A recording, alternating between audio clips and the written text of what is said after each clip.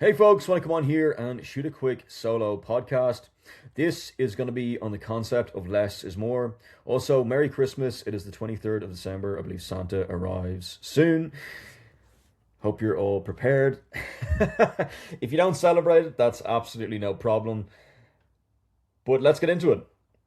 Before I get into the details, there is a book that covers this in a lot more detail called Essentialism by Greg McKeown. If you want to go over to the YouTube channel, I have a summary on there, and also Effortless by the same author. So yeah, it is the 67th episode, by the way. 67 is the word of the year by dictionary.com this year. Fun fact.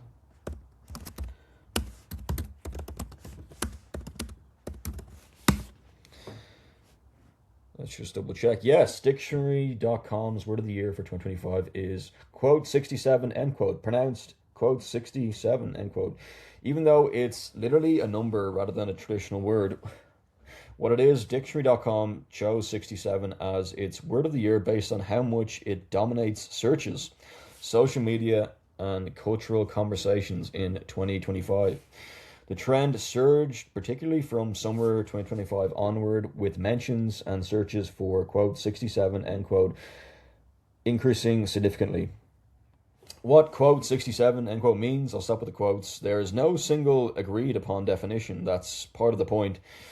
Many use it playfully or nonsensically, sometimes meaning something like quote so, end quote, or quote maybe this, comma, maybe that, end quote. It's often accompanied by a hand gesture, both palms up, moving alternatively, and used as a catch-all reply. Its popularity seems tied more to inside joke, meme, and social signaling than to a concrete meaning. Where it came from. The term's viral usage appears to trace back to 2024 song called, quote, Doot Doot. I know I said I'd stop the quotes, can't stop now. 60, bracket 67, end quote. That's the last one by rapper Skrilla, and to its spread on social platforms like TikTok. Videos featuring basketball content, e.g. of 6'7" players, may also have helped fuel the trend. Why it matters, Dictionary.com explains the word of the year is meant to reflect the language and cultural moments that define the year, not necessarily something with a formal definition. The choice of 67 highlights how digital culture and generational slang shapes body language, shapes language, not body language, shapes language today. Other words that were shortlisted for 2025. We'll get into the theme of the show at the moment. Just thought I'd talk about this briefly. Here are other words that were on Dictionary.com's shortlist for its 2025 Word of the Year, i.e. the finalists, that's 67, beat out 2025 shortlist words. Number one, agentic, often used in discussions about AI, meaning capable of acting independently to achieve goals. Aura farming, number two, cultivating one's vibe, presence, or charisma, especially for social media attention. Number three, broligari, a blend of bro and oligarchy, referring to the power concentrated in a small, culturally similar elite. You just look up. I think this is good. Anyway, good as on how to pronounce it. Let me just. Maybe it's not good. Broligarchy, excuse me. We talked about a blend of bro and oligarchy, plus oligarchy referring to power concentrated in a small, culturally similarly. This is on ChatGPT, by the way. Number four, clanker, a mocking term for artificial intelligence systems, chatbots, or non-human tech. Number five, Gen Z stare, a blank, disengaged expression stereotypically associated with Gen Z. Number six, kiss cam. While a familiar phrase from sports and concerts, it gained extra relevance this year. Number 7, over-tourism, when too many tourists negatively affect a destination's environment and culture. Number 8, tariff, still prominent in discussions of global economics and trade policy. Number 9, tradwife, a term for a woman embracing traditional homemaking and gender roles. Number 10, sometimes listed, dynamite emoji. In some reports, the dynamite emoji appeared as a cultural contender tied to social media trends around the Taylor Swift and Travis Kelce engagement. These terms reflect cultural, technological, and social trends from 2025, from AI discussions and travel issues to generational slang and social behaviors. Super interesting. This is good in the business context as well, just to know what's going on in the world.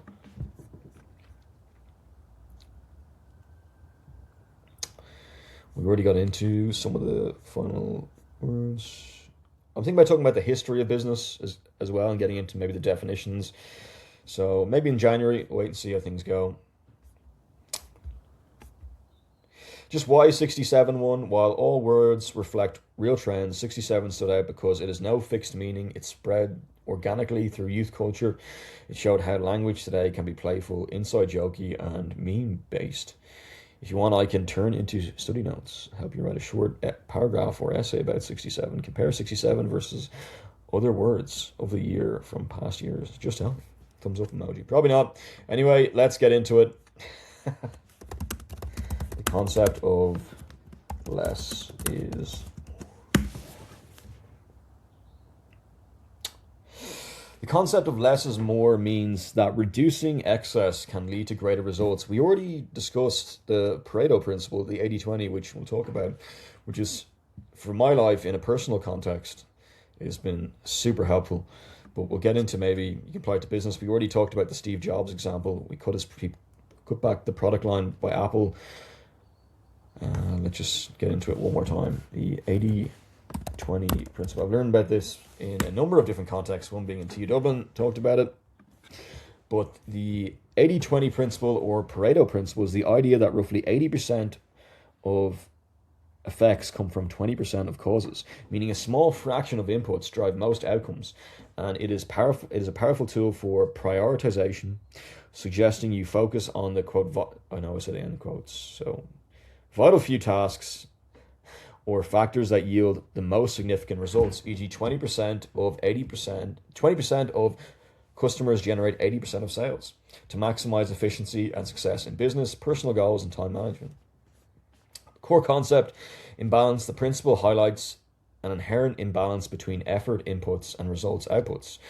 Focus on the vital few. The goal is to identify the crucial 20% of activities, customers, or problems that generate the majority of value, 80%, and dedicate more energy to them while minimizing them on the less impactful 80%. The whole concept of the less is more. Examples in action. Business, 20% of products create 80% of profits. 20% of sales staff bring 80% of revenue. And this is on the AI overview on Google. Software, 20% of bugs cause 80% of system crashes. Time management, 20% of your daily tasks yield 80% of your progress. Personal life, 20% of your relationships provide 80% of your happiness and support. How to use it. Number 1, determine what your key inputs, tasks, customers, efforts, and outputs, results, revenue, success are. That's brackets, by the way, task, customer, efforts, and bracket, and outputs, bracket, results, revenue, success, and bracket are. Number 2, analyze. Find the small set of inputs that are responsible for the bulk of your outcomes. Number 3, prioritize. Focus your time, money, and effort on that critical 20%. Number 4, minimize, reduce, or eliminate activities in the less productive 80%. The origin, named after Italian economist. Again, we only mentioned, we'll stop talking about economics a bit because the David McWilliams podcast, and that's his thing, so I'll try to stay away from it. Even though he's a lot more distribution than I have, so I stay away from it as much as I can. Business kind of blends. Let's continue. Pareto, who observed that 80% of the land in Italy was owned by 20% of the population, popularized in business by quality management theorist Joseph Juran, who applied it to business processes. This is also in the 4 Hour Work Week, which is a great book. I always refer back to it. I've read it a number of times, maybe 4 times now, 3 to 4 times. One of my all-time favorites when it comes to sort of business, maybe lifestyle design, but mainly business. The 80-20 rule, according to, one sec.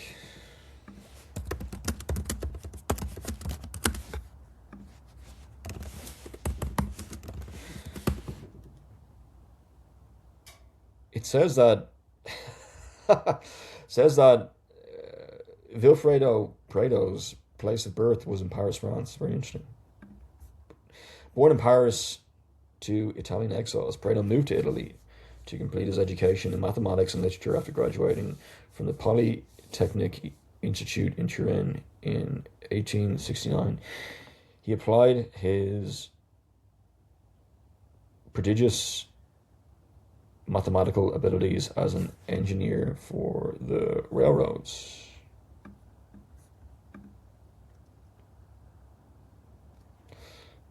That's a bit of the history. Just quickly, the Steve Jobs example. We already got into it in the podcast in another episode. What I can recall, it is...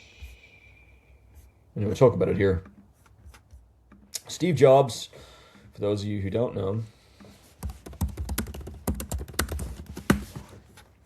Steve Jobs, 1955 to 2011, was the visionary American co-founder, chairman, and CEO of Apple Inc., a revolutionary force behind the personal computer, smartphones, and digital media, also leading Pixar animation studios and introducing iconic products like the iMac, iPod, iPhone, and iPad before his death from pancreatic cancer, leaving a legacy of innovation. Key roles and achievements: Apple co-founder with Steve Wozniak in 1976. He launched Apple, pioneering the home computer market with the Apple II and Macintosh. I remember, anyway, I won't get into it.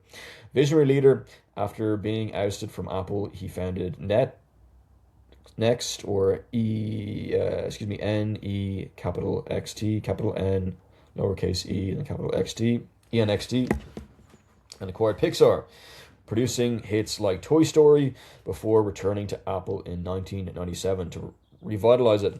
Tech revolutionary, he transformed industries with products like iMac, iPod, iPhone, and iPad, emphasizing user-friendly design and integration.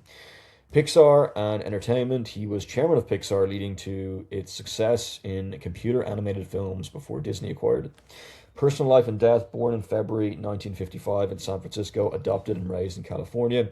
Health struggles: battled pancreatic cancer for years, resigning as Apple CEO in August 2011.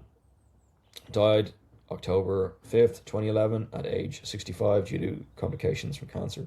Legacy: Jobs is remembered for his intense focus, design perfectionism, and ability to inspire, leaving an indelible mark on personal computing, music, mobile technology, and digital entertainment.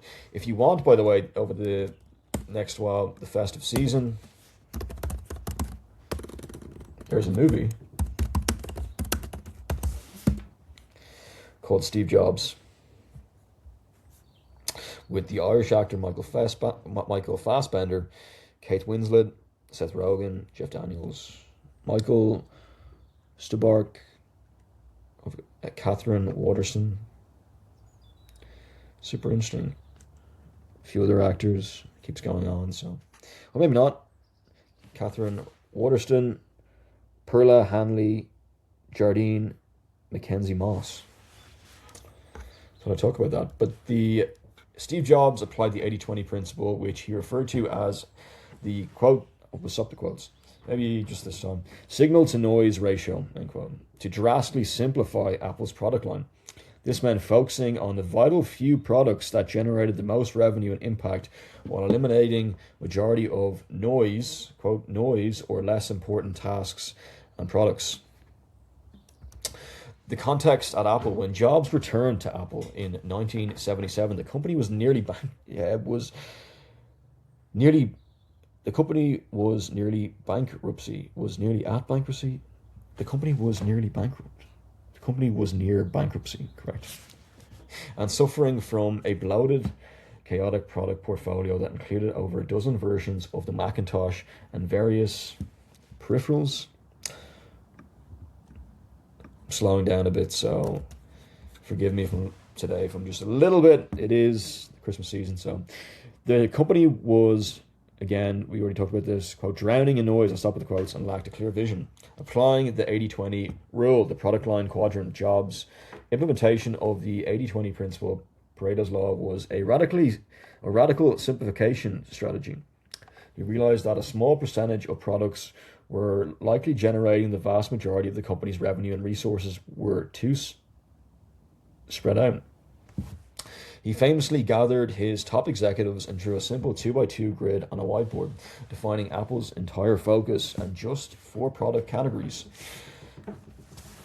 consumer and pro, desktop, iMac, Power Mac, later Mac Pro, portable, iBook, later MacBook, PowerBook, later MacBook Pro. Key actions: ruthless elimination.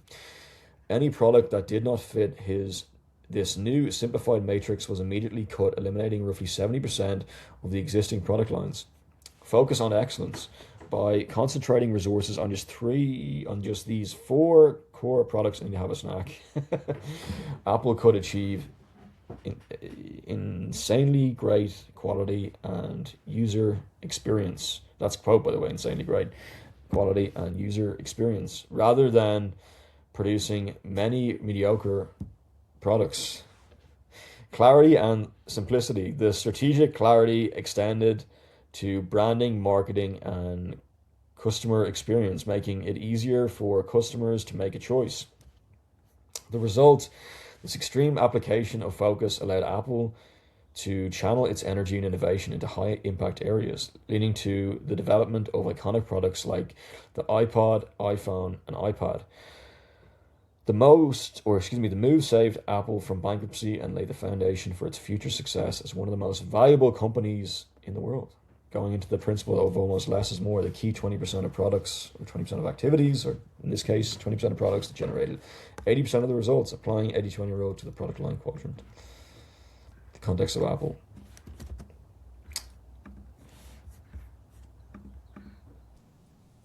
Correct, I got that right, peripherals. We're over 15, we'll be okay, 17 minutes. Just let's get back into it. Quote, less is more, end quote. That's the end of the quote. So hopefully means that reducing excess can lead to better results. Instead of adding more effort, more things, more complexity, you focus only on what truly matters. And that often creates greater clarity, quality, and impact. What it really means: quality over quantity, focus over overload, intentional choices over constant busyness.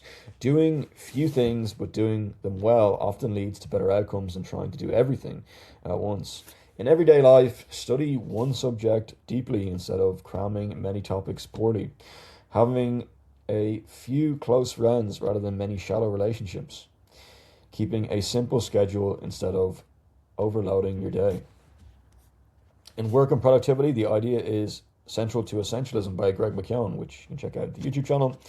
Identify the vital few tasks that matter most, eliminate distractions and non-essential commitments, put your energy where it has the highest impact. Few priorities equal better results. I think I read that in about 2019, 2020. I don't think it was 2021, I think it was 2020. I think it's... In design and art, simple designs are often more powerful and memorable. Could have been 2021, but I think it was 2020.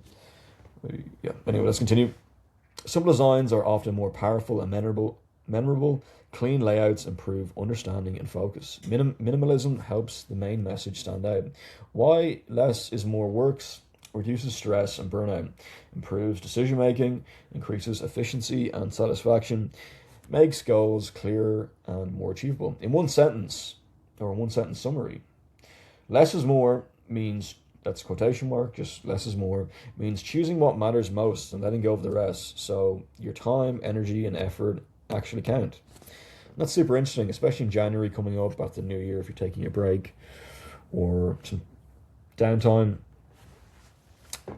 I think that in the new year, in January, people always think about starting something new or adding more to your plate, or for me, from working in the fitness industry, adding a new routine or adding a new fitness habit Or joining a new gym, or in business, it could be trying something new. I know in Q1 it can be a lot going on, so especially in the fitness industry. So yeah, sometimes maybe try the opposite. Maybe if this could be applied, I think if you apply it to oneself, or I know my personal life, applying it to oneself, it can help other areas of life, maybe in a business context, saying, what 20% of habits that I'm doing at the moment are generating 80% of for me health wise, or what 20% of things am I doing in business that are generating 80% of revenue, profitability, or the financial outcomes, or what 20% am I doing in family life or friends, or what 20% of friends or relationships are generating 80% of my happiness or support. Or so yeah, I just thought I'd go into it. Maybe January is a good time to sit down. Maybe we'll get someone on the podcast to talk a bit more about the individual, not just the collective as a business, but in the individual. But yeah, I think that's super interesting, the whole that less is more, rather than adding in January, starting a new thing, adding more things. Think about it, maybe eliminating. What can I eliminate in my life? And it says a rootless elimination. Maybe it can be moderation. Maybe you can just think about, I want to do this, or I want to do this. What can I remove here? What can I remove there? So I think it's super interesting that I talk about it.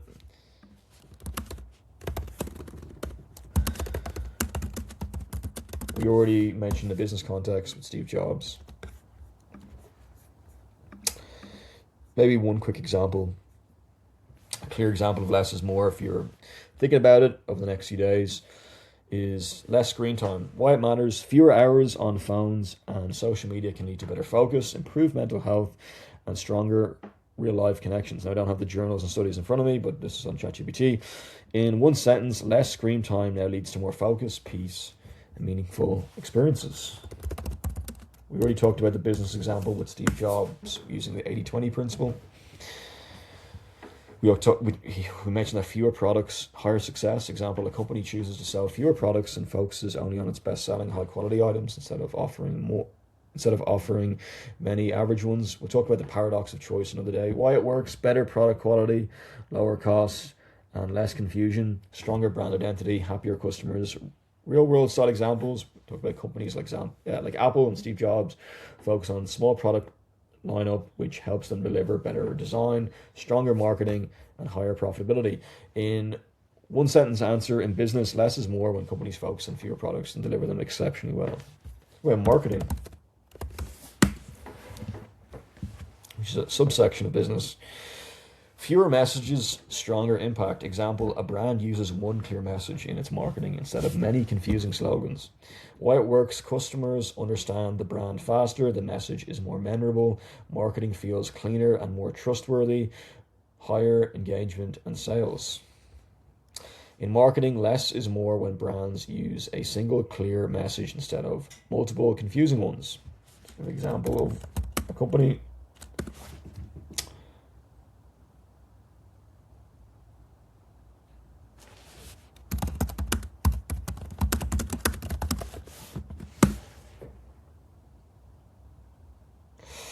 Talk about Apple again. Apple sells only a few products: iPhone, iPad, Mac, Apple Watch, and markets them with, how's the headphones, with simple, clean ads. Why this shows less is more: one main message per product, simple design and advertising, no clutter ads, just long explanations. Result: customers easily understand Apple's products, trust the brand, and Apple earns a very high profits. Kind of like On's marketing message just for the new year in January.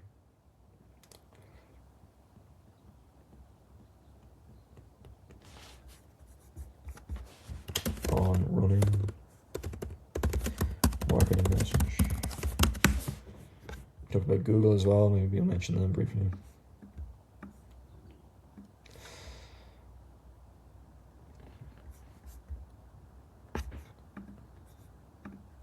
Section here.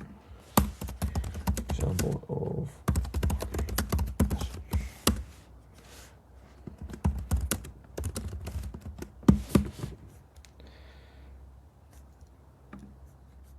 Apple think different. L'Oreal Paris because I'm worth it. Google, KFC, or McDonald's. I suppose that's a really good example, L'Oreal, because I'm worth it.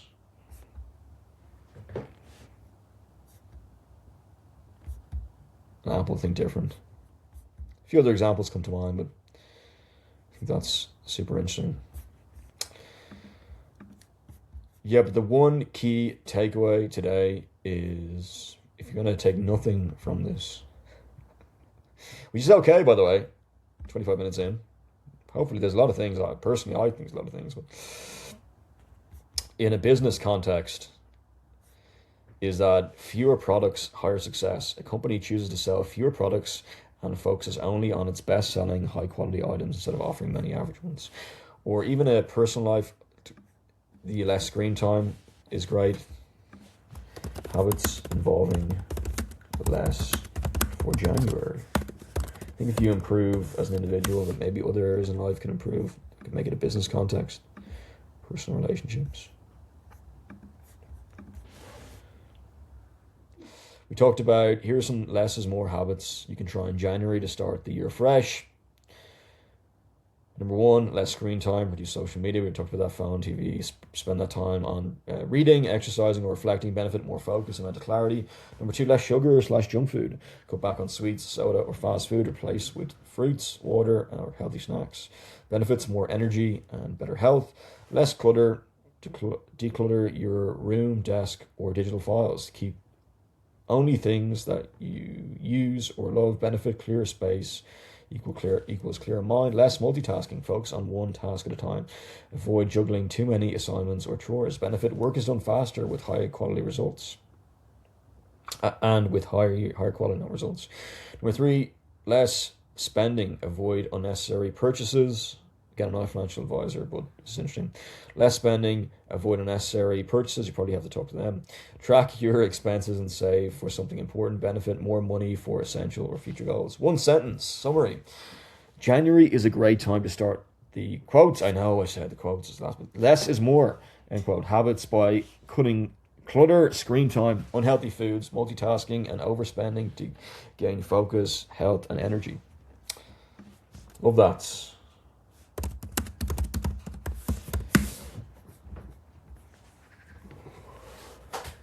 Then you get set a checklist.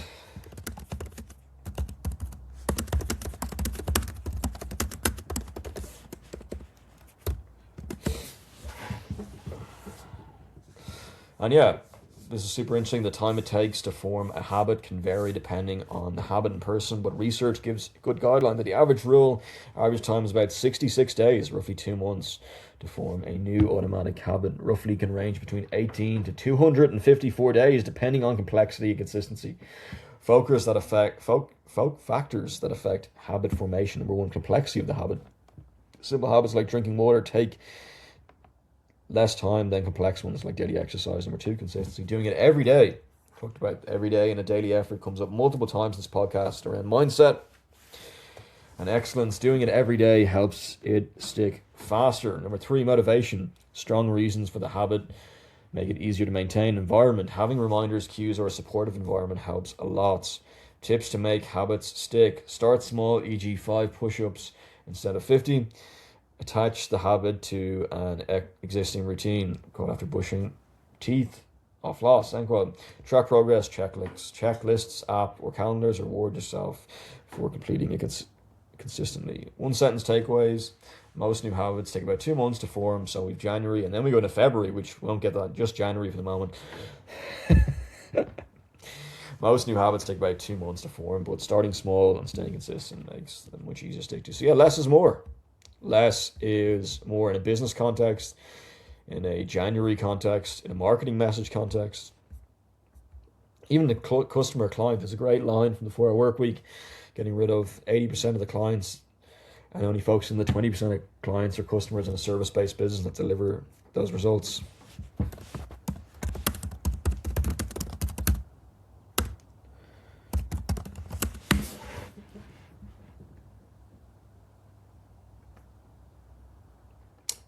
Yeah, just a quick example. I know we're 29, 30 minutes, but I think it's perfect to chat about this. Here's a service-based example of an 80-20 principle or 80-20 rule, not just product-based like an Apple. Pareto principle, concept reminder. The 80-20 rule says 80% of results come from 20% of causes. In business, it means small part of your work slash customers often drive most of your results. Service-based example, a cleaning company.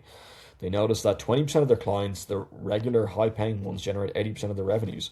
Instead of trying to get every possible client, they focus on keeping these top clients happy, offering premium services, reducing time spent on less profitable jobs, result in more revenue, and higher customer satisfaction with less wasted effort. In one sentence, in a service business, 20% of clients often produce 80% of revenue. So focusing on them maximizes results efficiently. And yeah, I could keep going on this, but I think we'll stop there. If you're looking towards January in a business context, in a personal context, in a health, habits, relationships, whatever it is, everyday life, productivity, work, design and art. I suppose this is a business podcast at the moment, hopefully for the foreseeable. Less is more means choosing what matters most and letting go of the rest. So your time, energy, and effort actually count. And that's it, folks. Have a lovely rest of your day. And yeah, happy Christmas.